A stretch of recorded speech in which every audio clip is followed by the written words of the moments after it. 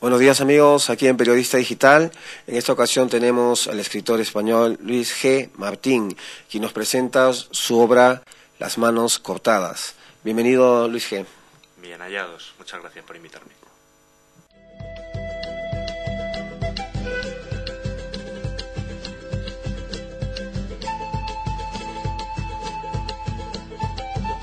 ¿Cómo así nace Las manos cortadas? Las manos cortadas nace porque yo desde hace tiempo sí que tenía ganas, quería, necesitaba hacer una novela que tuviera alguna intencionalidad política, en la que yo pudiera de alguna forma desahogarme y hablar de cómo veo yo pues, el mundo, la relación con la democracia que tienen muchos cuando les interesa o cuando no les interesa. Entonces, en un momento, viendo un documental de Patricio Guzmán, una especie de biografía de Salvador Allende, cristalizó en ese momento, en esa época, en ese país y en ese lugar, que me parece que era lo suficientemente emblemático y lo suficientemente simbólico como para que me permitiera no hablar de Chile, no hablar de Allende, sino hablar de mucho más, hablar de lo que en aquel momento era la Guerra Fría, lo que en aquel momento y después siguió siendo ese enfrentamiento brutal de bloques en el que se jugaban partidas y se pisoteaba a los que se ponían por medio sin atender y sin esperar más requerimientes.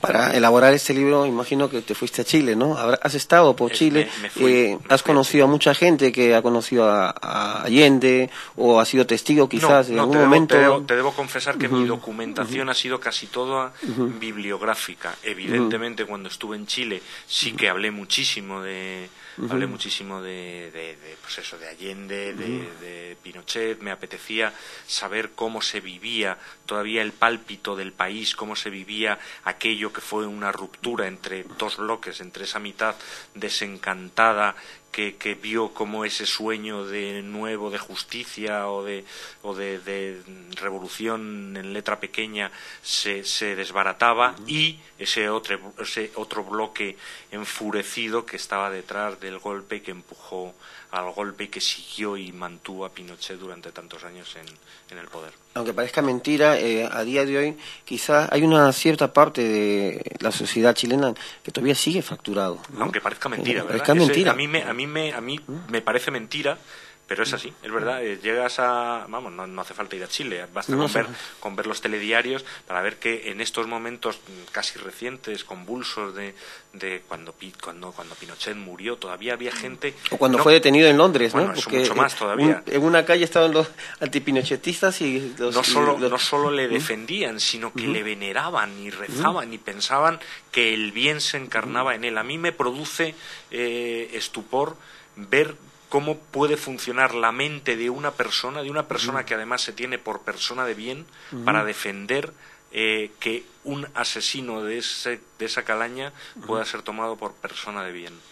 También se hablaba, claro, de asesino, lo que tú dices, de una calaña, al Che Guevara, y el Che Guevara también visitó a Allende. O sea, hay fotos de que han estado juntos. Sí, lo que pasa que yo sin entrar, esa sería una polémica, si quieres, mucho más enjundiosa, porque es verdad que Che Guevara defendía la acción violenta. Entonces yo puedo entender, no lo comparto, eran otros tiempos, otros momentos y otra actitud, pero puedo entender que alguien diga que Che Guevara era un asesino, porque en el fondo defendía la violencia, pero no lo podría entender en absoluto de Pinochet, de Allende, y no puedo entender lo contrario, no puedo entender que se defienda a alguien tan absolutamente sanguinario como Pinochet. Dime, no quiero que develes la trama del libro totalmente, ¿no? Porque para eso está el lector que tiene que estudiarlo, leerlo y vivirlo, ¿no? Pero aquí hablas en tu libro sobre unas cartas ficticias que desvelarían más o menos parte de la esencia de Allende, ¿no? La novela arranca con yo como personaje, soy un escritor que va a presentar su novela a Chile, su última novela, y recibe una llamada misteriosa de alguien que le ofrece unas cartas inéditas de Salvador Allende escritas a Fidel Castro, en la que Salvador Allende le pide ayuda para hacer una revolución marxista, para convertir Chile en una especie de Cuba, dando a entender que todo eso que había mantenido hasta ahora de la revolución pacífica, de la revolución de la empanada y el vino tinto, del respeto a los derechos humanos, a la libertad de prensa, todo eso era mentira, era una mera táctica, y ahora lo que quiere hacer es montar un campo de concentración y eso. Esas cartas a mí se me ofrecen, yo voy al hotel a recoger esas cartas con un poco de miedo y me encuentro un cadáver al lado de las cartas. Y a partir de ahí, bueno, pues tirando un poco de una estructura de thriller y de novela policial, yo voy desentrañando quién era ese cadáver, quién está detrás de las cartas, quién me ha querido entregar esas cartas, por qué a mí, que soy un pobre hombre escritor, y no a Vargas Llosa, que seguramente las habría hecho mucho más famosas, o a algún escritor con mucho más renombre. Y tirando de esa historia se van entrecruzando pues un poco todo, la historia de una familia chilena a lo largo del siglo XX, de un periodista, de mí mismo y cosas que me pasaron aunque yo tenía olvidadas y que justifican qué pinto yo en esa historia. Se va entrecruzando todo. Por ejemplo, Las manos cortadas trata sobre este tema de Allende, ¿no? Pero en algún momento, sin querer irte o cruzar el charco, ¿no se te ha ocurrido hacerlo, por ejemplo, con el tema español? Por ejemplo, de la época de Franco o algo por el La estilo. verdad es que no se me pasó por la cabeza, probablemente porque yo siempre he tenido una tendencia a poner distancia, o bien geográfica o bien temporal, en lo que escribo, para poder apartarme y mirarlo con un poco más bueno, pues no sé si de objetividad, porque no pretendo en ningún caso ser objetivo, mucho menos cuando uno escribe literatura, pero sí con más frialdad o con más distancia, que yo creo que me permite ser un poco más inteligente, si es que hay alguna inteligencia posible en lo que escribo. Entonces, ha habido veces que he escrito novelas ambientadas en el siglo XVI, porque era una forma de poner distancia, y en este caso yo veía claro que ese era el lugar y ese era el punto. Probablemente si lo hubiera escrito sobre el franquismo o sobre el posfranquismo, aunque en la novela hay algunas alusiones a eso, si lo hubiera escrito habría sido una novela mucho más visceral y en ese sentido mucho más torpe. Aunque te encontrara, por ejemplo, unas cartas aquí inéditas y a cámara muertos. Que te iba a preguntar algo. Aunque el libro es reciente, ¿no? ¿Ha recibido alguna crítica o algún comentario de gente que ha vivido la época de Allende, gente chilena? No, bueno, lo ha leído mi editora chilena, que según dice ella le ha gustado muchísimo, pero no ha habido esa respuesta de más, un poco de ver, de valorar. Yo tengo mucha curiosidad, por cierto, de saber qué piensa un chileno o la gente chilena leyendo lo que un español ha escrito de su historia más reciente. Tengo curiosidad, pero todavía no he tenido ninguna reacción ni ningún testimonio. ¿Cómo ha sido tu experiencia al elaborar el libro, al menos estando en Chile? Al elaborar el libro. Sí, documentarte, ¿no? Y estar en Chile y conocer a la gente de por ahí. Fundamentalmente fue una experiencia de tomar por primera vez el pulso del país. Es decir, yo no había estado nunca en Chile, no tenía tampoco ni amigos, ni relaciones, ni nada que tuviera que ver con Chile. Entonces fue mucho de leer, de comprar libros, de preguntar a la gente, de ver cómo había habido una cierta evolución generacional, y también, que para mí fue muy importante, de recorrer el país, de ver ese país, además en alguna medida tan inhóspito y tan hermosísimo, que está, creo, trasplantado en lo que es la novela. Ese recorrido que yo hago en la novela por el desierto de Atacama en busca del campo de concentración de Salvador Allende y el retrato de algunos lugares, para mí fue fundamental el poder haber estado en Chile para ello. Yo cuando supe del libro, ¿no? Y me pasaron en la sinopsis, leo y digo, Dios mío, este tema es que va a ser polémico, ¿no? Al menos quizás no tanto aquí en España, pero en Latinoamérica sí, ¿no? Y más aún en Chile, ¿no? Hay una mira de presentarlo en Santiago. En mayo la novela sale en Chile. Y yo creo que si todo va bien yo iré a la Feria del Libro, que es a final de año, en fin, en octubre, noviembre. Y en alguna medida, por las polémicas a lo mejor siempre vienen bien, ¿no? Primero vienen bien en el sentido de que siempre sirven para volver a hablar y para volver a poner puntos de vista encima de la mesa, y luego sirven también en la medida en la que pueda engordar el interés que el libro despierte, pues para mí, para un poco la difusión del propio libro. ¿Hay, por ejemplo, algún pasaje de gente que te haya comentado historias que han sucedido ahí, que te hubiera gustado plasmarlo en el libro y no lo has hecho? ¿O? No, yo sí que intenté evitar, y además esto sí que fue una decisión consciente que hubiera dos partes muy claras en el libro.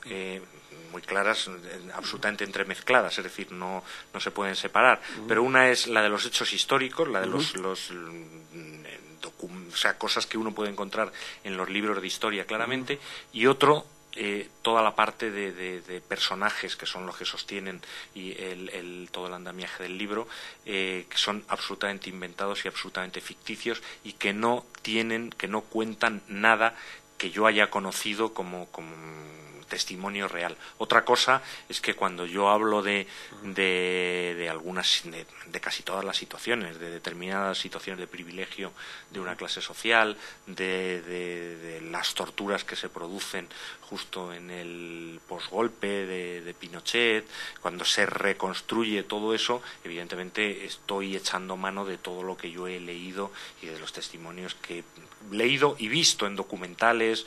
Incluso ha habido una película también sobre eso que era Desaparecido, Missing.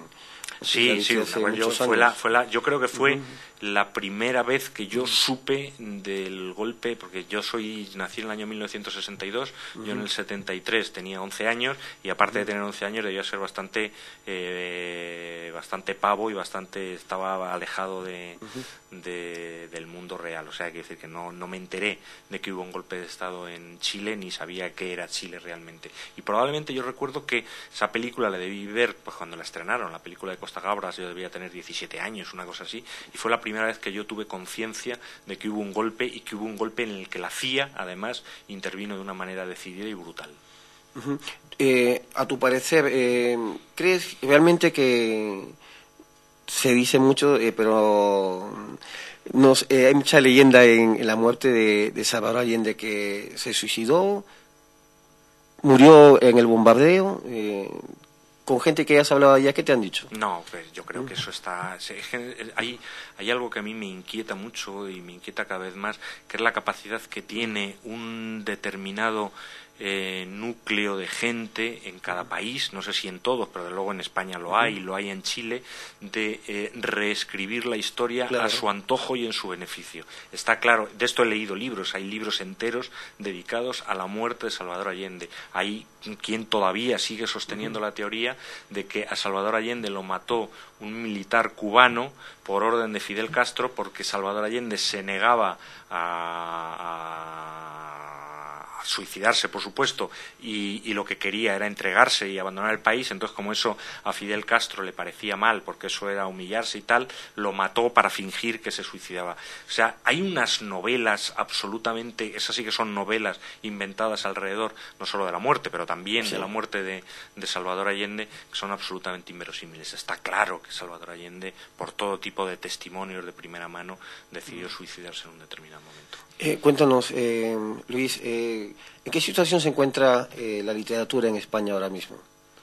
Pues yo no creo que sea el mejor momento de la literatura en España, pero tampoco creo que sea un momento malo. Yo creo que hay, desde hace tiempo ya, en este sentido, a lo mejor ahora que vamos a entrar o que hemos entrado ya en un periodo de crisis, las cosas cambian, pero en los periodos bollantes en los que todos tenemos los estómagos engordados, siempre parece que las artes y la literatura en concreto pues se relaja y no aparecen grandes obras. Yo creo que la literatura española es muy diversa, hay gente escribiendo cosas absolutamente antagónicas, dispersas, algunas disparatadas, otras muy clásicas, otras muy rompedoras, pero es verdad que a mi generación, por ejemplo, a la gente que tenemos entre 40 y 50 años y que llevamos escribiendo juntos más o menos desde hace muchos años ya, no hay una novela que digas esta novela va a pasar a la historia o esta novela va a durar mucho. Yo creo que no la hay. Es decir, yo creo que hay un gran nivel medio, pero no hay un buen nivel alto. Yo estuve hablando con algunos escritores recientemente en algunos eventos literarios y comentaban algunos, no te diré nombres, pero que normalmente no se puede vivir de la literatura, ¿no? ¿Crees eso? ¿O solamente son unos pocos los agraciados? No, yo creo que cada vez hay más gente que vive no de la literatura, vive del cuento chino, que a mí no sé si me parece bien o mal, no sé si lo envidio o no lo envidio. Viven en España, por lo visto, es es una especificidad española, hay mucho dinero público de ayuntamientos y de comunidades, de instituciones, de bancos, hay mucho dinero público pues para pasear a un escritor de Madrid a Murcia o de Murcia a La Coruña a dar una conferencia en la que van a asistir 3 personas, y se gasta mucho dinero en eso. Y hay mucha gente, yo sí tengo amigos que quizá malviven, pero malviven bien de ese tipo de aledaños de la literatura. Por supuesto, no de los anticipos ni de los derechos de autor. Eso sí que está muy limitado a, no te diría yo que 2, 3, pero 10 personas en España. Hablaba, por ejemplo, con Sánchez Dragó, y es un tema polémico, ¿no?, que se habla mucho sobre Morea. Hablaba con Sánchez Dragó el otro día en Alicante y me decía, algunos premios están amañados. Algunos pero no están amañados. Algunos no están amañados.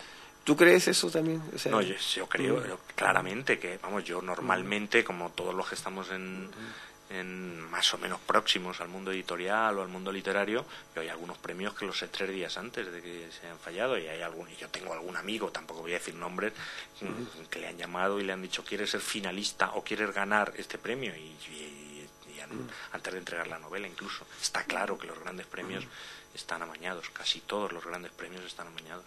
¿Tú crees que es justo eso? Porque, por ejemplo, cuando hay una convocatoria para el Gran Premio tal X, ¿no?, y hay como 200 personas que tienen la ilusión y piensan, Dios mío, ojalá que alguien vea mi relato, y tienen el sueño de ser grandes escritores, o más que ganar un premio, que se les vaya considerando, ¿no? Mira, yo creo y su ilusión, como las manos se cercenadas, ¿no? O sea, y se da al carajo, ¿no? Mira, no creo que sea tan así, porque por un lado, para lo que sí que sirven los premios en ese sentido, es para las editoriales, las grandes editoriales lo usan para atraer manuscritos. Es decir, yo soy un escritor de 20 años que ha escrito su primera novela o su tercera novela y la manda a un premio, a uno de estos premios, para que se la lean.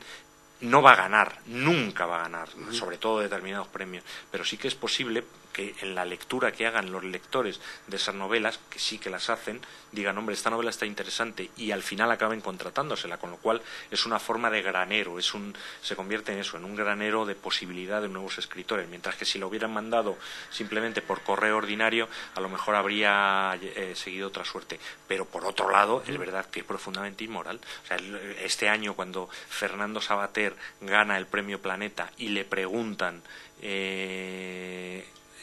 usted ha ganado el Premio Planeta, que siempre se ha dicho que es un premio amañado, y él responde con mucho ingenio, como no puede ser como no puede ser de otra manera siendo Fernando Savater, pero con mucho cinismo. Hombre, hablar del amaño del Premio Planeta, o hablar de la limpieza del Premio Planeta, o creer en la limpieza del Premio Planeta, es como creer en los Reyes Magos. Bueno, pues depende hasta dónde extendamos eso, pues a lo mejor creer en las campañas electorales de los políticos también es como creer en los Reyes Magos, con lo cual no les pidamos cuentas nunca. O sea que todo es bastante inmoral, sí. Es como creer en el pleno empleo, ¿no? Efectivamente. ¿Y cuántos parados ya vamos? Cerca de los 4 millones. Llevamos, no tantos. No, todavía, pero según las previsiones... Yo soy uno reciente, casi. ¿No? Pues nada, Luis G., agradecemos tu presencia aquí en Periodista Digital. Me falta un capítulo del libro que lo devoraré esta noche, y pues nada. Pues esa es mejor, ¿eh? Esa es la mejor, ¿no? No está mañana. Pues muchas gracias.